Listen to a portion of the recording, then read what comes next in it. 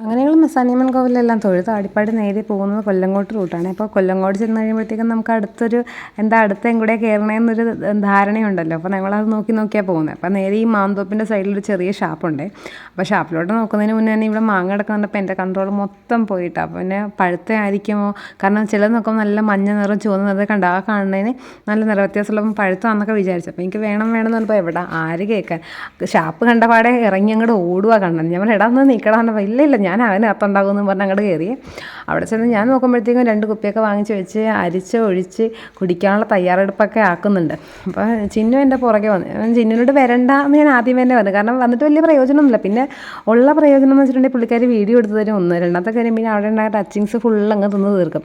പിന്നെ ഈ കടയിൽ ഈ ഷാപ്പിൽ പിന്നെ പൊതുവേ ടച്ചിങ്സ് ഒന്നും ഉണ്ടാവാറില്ലേ. അപ്പോൾ ഇപ്രാവശ്യം ഞങ്ങൾ ചോദിച്ചു ടച്ചിങ്സ് ഒന്നും ഇല്ലേന്ന് ചോദിച്ചു. അപ്പോൾ ചേട്ടൻ പറഞ്ഞ് സൺഡേ മാത്രമേ ഉണ്ടാവുള്ളൂ എന്ന് പറഞ്ഞു. നമ്മൾ അങ്ങനെ സൺഡേസ് മാത്രം ആണെന്നുണ്ടെങ്കിൽ പിന്നെ അങ്ങനെ വേറെ ദിവസങ്ങളൊന്നും ഉണ്ടാക്കില്ല. പിന്നെ ഒരു സാധനം ഉണ്ടെന്ന് പറഞ്ഞു, അതാണ് ഈ പക്കോട. അപ്പോൾ പക്കോട എന്ന് പറഞ്ഞിട്ടുണ്ടെങ്കിൽ സാധാരണ, അതായത് പക്കോട എന്ന് പറഞ്ഞിട്ടുണ്ടെങ്കിൽ ഉണ്ടല്ലോ, ഞാൻ കഴിച്ച് വെച്ച് നോക്കിയപ്പോൾ എനിക്ക് മനസ്സിലായത് നമ്മുടെ മുളക് വടയില്ലേ, നമ്മുടെ നാട്ടിലിങ്ങനെ ഉള്ളിവടയല്ല മുളക് വടയില്ലേ, അതിനെ കുറച്ച് ചെറിയ ഉണ്ട ബോളാക്കിയിട്ട് ഒരു ചമ്മന്തി ഒഴിച്ച് തരുന്നതാണ് ഈ പക്കോട എന്ന് പറയുന്നത്. പിന്നെ ഓംലേറ്റ് ഉണ്ടെന്നല്ലോ, ഓംലേറ്റിൻ്റെ കാര്യം ഞങ്ങൾ കേട്ടില്ല കേട്ടോ, അല്ലെങ്കിൽ ഞങ്ങൾ വാങ്ങിച്ചതന്നെ.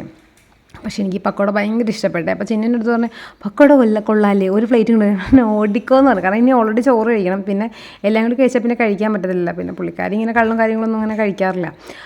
അങ്ങനെ ടച്ചിങ്സ് നമ്മുടെ പ്ലേറ്റ് തീർന്നതിന് പുള്ളി അവിടെ നിന്ന് സ്ഥലം കാലിയാക്കി. ഞാനിപ്പോൾ ഫോണും കൈ കൊടുത്തിട്ട് പറഞ്ഞു ഇത് പിടിച്ച് നിന്നോട്ടാന്ന് പറഞ്ഞു, എന്തായാലും വന്നല്ലേ എന്ന് പറഞ്ഞു. അങ്ങനെ അതെല്ലാം കഴിച്ച് കഴിഞ്ഞ് നമ്മൾ നേരെ ഇനി പോകുന്ന ഫുഡ് കഴിക്കാൻ വേണ്ടിയിട്ടാണ്. അപ്പം ഞാൻ ഇവരുടെ അടുത്ത് പറഞ്ഞ് ഈ കുപ്പിയെടുത്ത് വന്നിരിക്കണ കുപ്പിയെടുത്ത് വന്നിരിക്കുന്നത് നമുക്കിനി കൊണ്ടുപോകണ്ടേ പിന്നെ അതിനകത്തുണ്ടായിരുന്ന കരിച്ചൊഴിച്ച് ഞങ്ങൾ ഇറങ്ങി കേട്ടോ.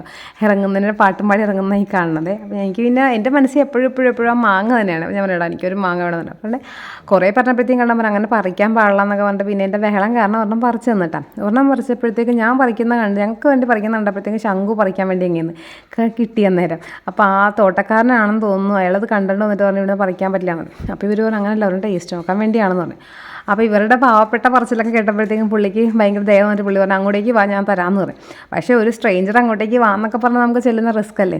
എന്നാലും ഞാനിങ്ങനെ നോക്കി നിന്നിട്ട് ഒരാളങ്ങനെ പറഞ്ഞൊക്കെ പോകുമ്പോഴത്തേക്കും എന്താ തരും. അപ്പോൾ പുള്ളി അവിടുന്ന് മാങ്ങയും കൊണ്ട് വന്നെ കണ്ടപ്പോൾ എൻ്റെ ഓട്ടമാണ് കാണുന്നത്. ഞാൻ ഈ ക്യാമറയും പിടിച്ചങ്ങ് ഓടി. അത് ക്യാമറമാൻ കൂടെ ചാടി എന്നൊക്കെ പറയുന്ന പോലെ ഞാൻ ഓടി. പുള്ളി എൻ്റെ അടുത്ത് ചോദിച്ച് വീഡിയോ എടുക്കണം. ഞാൻ പറഞ്ഞു എനിക്കൊരു ചാനലുണ്ട് അതിനാന്ന് പറഞ്ഞു. നല്ലൊരു അങ്കിൾ കേട്ടോ, പാവം മനുഷ്യനാണ്. അങ്ങനെ മാങ്ങയെല്ലാം കാറിലാക്കി ഞങ്ങൾ നേരെ ഇനി ഭക്ഷണം കഴിക്കാൻ വേണ്ടിയാണ് പോകുന്നത്. അപ്പോൾ നെക്സ്റ്റ് വീഡിയോ വരെ ബൈ.